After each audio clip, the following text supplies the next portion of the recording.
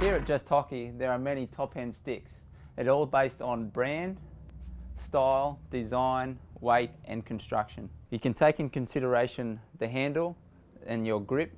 You can take in consideration and look at the bow of the stick, okay, the head shape, and also the different specific features based on passing and skill attributes. For example, the black handle here, used by Greys, has a thinner grip, which some players like to use, and they prefer that as preference. Whereas the Mazon here has actually, on the Grey grip, is a thicker handle, which some people like for cushioning, comfort, and also hitting power. Continuing down the grip, the importance is there that you want to look at is how the grip feels in your bottom hand. And some grips handles actually are rounded, whereas with this grip here used by Ditta, has square edges on the face. When choosing a top end stick, many players look for different things such as the bow in the stick. For example, with this stick here, it has a low late bow which can be used for push passing and flicking. The middle one is a consistent bow which blends a combination of the low bow and the straighter stick.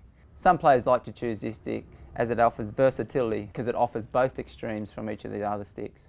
And a more traditional style stick would have a 19mm bow which is a little bit straighter, but this can be used because some people like to hit the ball and also push the ball. So we've pulled out 4 different types of stick in a number of different ranges to show you the different types of head shapes. We've got the Shorty, we've got the Midi, we've got the Maxi, and we've got the Hook. In this particular model stick, this is the Shorty Range, which is used by Hockey-Roo Casey Eastham. As you can see, the head shape is a lot shorter, which enables faster ball skills and faster ball control. And moving now along to the Midi head shape, as you can see, this is a combination between the Shorty, which we just spoke about, and the Maxi Head. The Maxi Head will tend to turn around more, where the Midi Head finishes off shorter, which allows still for that fast stick ball movement. The next one is called the Maxi Head, which is used by Kookaburra's Mark Knowles and Eddie Ockerton. The Maxi Head is a great blend of the Midi, which has that extra little bit of width there or gap in between the stick, which enables the ball to get into it, and also has a combination of the Hook Head, which enables better backstick receiving and also better ball control. And the final stick is the Hook. It has a tighter return, which is better for your left to right drags and your backstick receiving.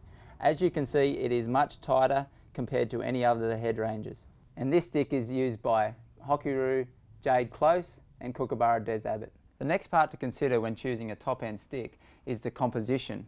And those compositions can consist of your carbon, your aramid, and your Kevlar content.